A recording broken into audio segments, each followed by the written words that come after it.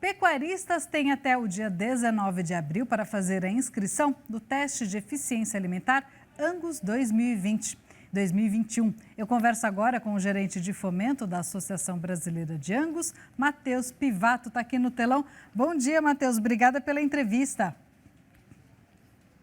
Bom dia, Renata. Um prazer estar aqui falando novamente no Bem da Terra, aqui no Terra Viva. Matheus, você está a associação sempre está à disposição. Obrigada. Você está no Rio Grande do Sul? Exatamente. Estamos em Porto Alegre, aqui no Rio Grande do Sul. Eu te vi no intervalo tomando um chimarrão aí. Você está aí? Mostra pra gente, está aí perto? Claro, está aqui do ladinho. A gente brinca que a gente não começa o dia sem um mate, né? Então, é tradicional nosso tomar um matezinho de manhã assim. Eu faço a Cotrijal, já fui na Cotrijal algumas vezes, em Não Me Toque, e é muito interessante, vocês andam com isso na mão, ali, pelo parque. Eu acho muito engraçado, muito interessante esse costume. Esse é um costume bem regional nosso, né? De qualquer lado do Rio Grande do Sul que tu vá, tu vai ver que principalmente esse horário da manhã é costume do pessoal estar tomando mate. Obviamente nas fazendas é mais cedo, né? Nas cidades é um pouquinho mais tarde, e o fim da tarde também é um bom momento para a gente estar sempre com mate debaixo do braço, como a gente diz. Bacana, sempre cultura, né? Vamos falar então sobre o teste? Conta pra gente um pouquinho como é que funciona esse teste. O que é esse teste primeiro? Então, Renata, esse é um teste que a gente já vem realizando através da Associação Brasileira, né? Está na sua 4ª edição, né? A gente fez 2 testes juntamente com a Universidade Federal do Rio Grande do Sul e agora a gente está indo para o 2º em parceria com a Embrapa Pecuária Sul, na cidade de Bagé. É um teste para a gente identificar reprodutores que são alimentarmente mais eficientes. O que isso quer dizer? São reprodutores, né, que conseguem digerir, absorver e utilizar os nutrientes do alimento de forma mais eficiente, conseguindo converter isso, vamos dizer assim, num produto comercializável, como é quilogramas de carne ou quilogramas de bezerro por quilograma de alimento ingerido, né?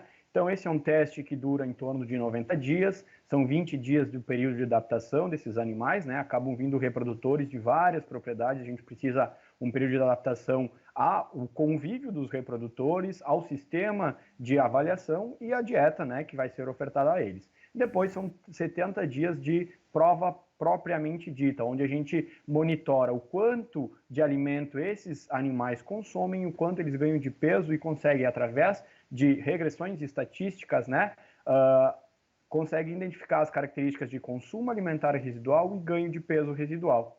Desta forma, a gente consegue fazer uma caracterização dos animais que têm um melhor consumo e ganho de peso residual. O que é isso? São animais com maior capacidade de ganho de peso, mas que são economicamente mais vantajosos porque consomem menos. Então, são animais mais eficientes, né, Renata?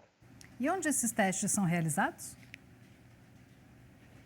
O teste desse ano vai ser realizado na Embrapa Pecuária Sul, na cidade de Bagé, né, onde tem toda a estrutura dos coxos de alto consumo e que a gente consegue fazer todas essas mensurações, né?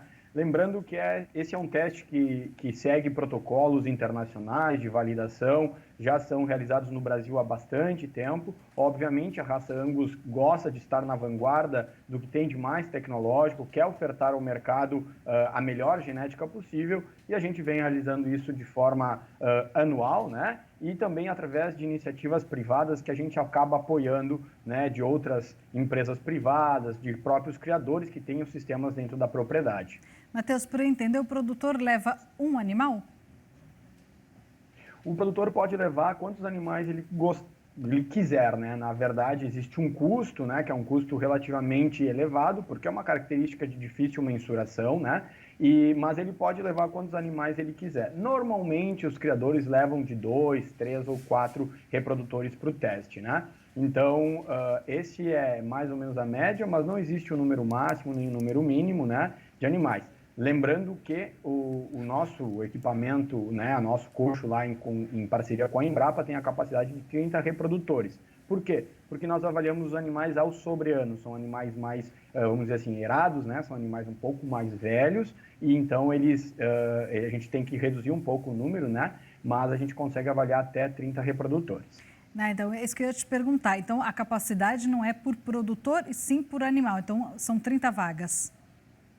Exatamente, exatamente. O ano passado nós tivemos aí 18 touros, né, participando de 11 propriedades, o que é muito bom, né? A gente vê o interesse dos criadores em testar seus animais, em testar sua genética. Os primeiros colocados têm uma valorização muito interessante no mercado, né, Renata? Hoje a gente falar em eficiência, acho que nunca foi tão em voga falar em eficiência, né? No momento que a gente tem uma alta de insumos, tu vê um milho aí acumulando nos últimos 12 meses um aumento de 60%, 61%. A soja no ano passado acumulando praticamente um aumento de 90% no seu valor. Então, falar em eficiência, falar em animais que aproveitam melhor o alimento, né? Lembrando que a característica de eficiência alimentar, ela é uma característica considerada de herdabilidade mediana, né? Ou seja, se for selecionada através de programas de melhoramento, é passível de ser selecionada, buscada, vamos dizer assim, buscar melhor desempenho dentro dela, e ela passa, né, para os seus descendentes. Então, assim, realmente é uma característica que outras espécies, suínos e aves, já dão muita importância há muito tempo. A gente vê os Estados Unidos dentro da raça Angus, né? Hoje os principais touros que são comercializados, que têm sêmen e são registrados lá, são top para essa característica, dada a importância dela, né? E, sem dúvida nenhuma, o mercado que faz conta, o mercado que trabalha com número, vai verificando, né, o quanto esses touros somam no sistema de produção, o quanto eles aumentam a lucratividade, aumentam a produtividade, sem falar que a gente aqui também fala em sustentabilidade, né? Animais que são alimentarmente mais eficientes acabam sendo mais, vamos dizer, emitindo menos gás, menos esterco, né? E tendo uma produção mais eficiente, o que é mais sustentável. Matheus, então eu ia te perguntar sobre isso. Os testes, então, são necessários, são importantes para a genética, para o produtor selecionar para a genética? Exatamente. Esses testes são muito importantes para a gente identificar esses indivíduos, né? E depois, né, com essa identificação, poder fazer com que eles tenham seus filhos e sejam avaliados nos programas de melhoramento. A raça Angus, além de avaliar esses reprodutores nos testes específicos, né, como todas as outras raças, a gente vem compilando essas informações para que, num futuro, a gente consiga ter a predição desta característica através das avaliações genômicas do programa de melhoramento do Promebo, que é o programa oficial da raça Angus, né, sem a necessidade de colocar eles nesses coxos, ou seja, a gente vai conseguir, através de uma análise de DNA, da leitura do DNA do reprodutor, poder predizer o quanto eficiente ele é sem a necessidade de mensuração desse reprodutor. Então, eu digo que além do teste identificar, né, nesse primeiro momento, quais são os animais mais eficientes dos que estão ali sendo testados, ele tem uma importância muito grande para o programa de melhoramento, porque vai fazendo a base para a informação de eficiência alimentar. E no futuro a gente vai conseguir ter, obviamente, os testes nunca vão parar, porque quanto mais informações a gente tiver, mais acurada vai ser a nossa predição genômica, mas a gente sabe que no futuro próximo aí a gente vai conseguir predizer essa característica sem a necessidade do criador desembolsar um dinheiro para botar esses touros no teste, né? Então, tudo está linkado, né? O melhoramento está linkado com essas provas conseguem identificar esses animais e é passível de ser selecionada essa característica, o que é muito importante e, sem dúvida nenhuma, tem um impacto muito grande no mercado quando a gente fala, né, no cruzamento industrial, que é o grande mercado da raça Angus aqui no Brasil. Matheus, então o produtor escolhe no olho o animal que ele quer que faça esse teste, é isso? Exatamente, mas a gente tem alguns pré-requisitos, né, Renata? Então, para um touro de sobreano, né, um reprodutor jovem entrar nesse teste, primeiramente ele tem que ser avaliado no programa de melhoramento.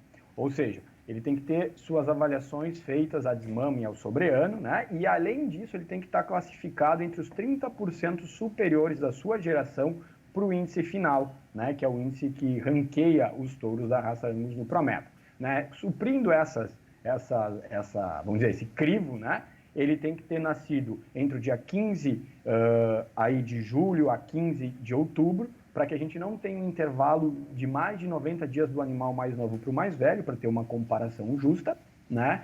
E aí sim ele pode ingressar no teste, obviamente, com os testes de tuberculose e brucelose. A gente indica fazer o andrológico, porque possivelmente os touros que mais bem ficarem ranqueados no teste terão o interesse de centrais de comercialização de sêmen, né? Isso a gente viu no ano passado.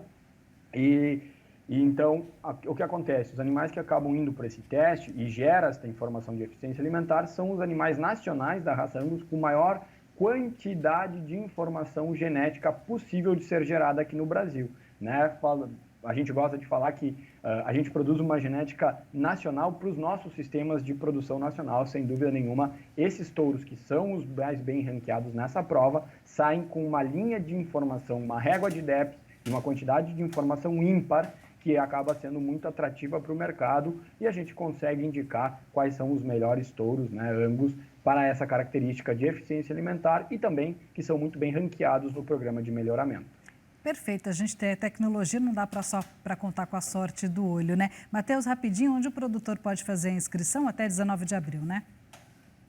Então, a gente chama atenção, a gente já tem um bom número de reprodutores inscritos, né? Todos que quiserem fazer a sua inscrição é somente encaminhar um e-mail para registro@angus.org.br, né? Que a gente vai estar entrando em contato, explicando tudo certinho, enviando as fichas de cadastro para poder proceder à inscrição. Lembrando, Renato, o frete tanto de ida para a prova quanto de retorno para a prova é totalmente subsidiado pela Associação Brasileira de Angus, dada a importância desta prova para a raça, né?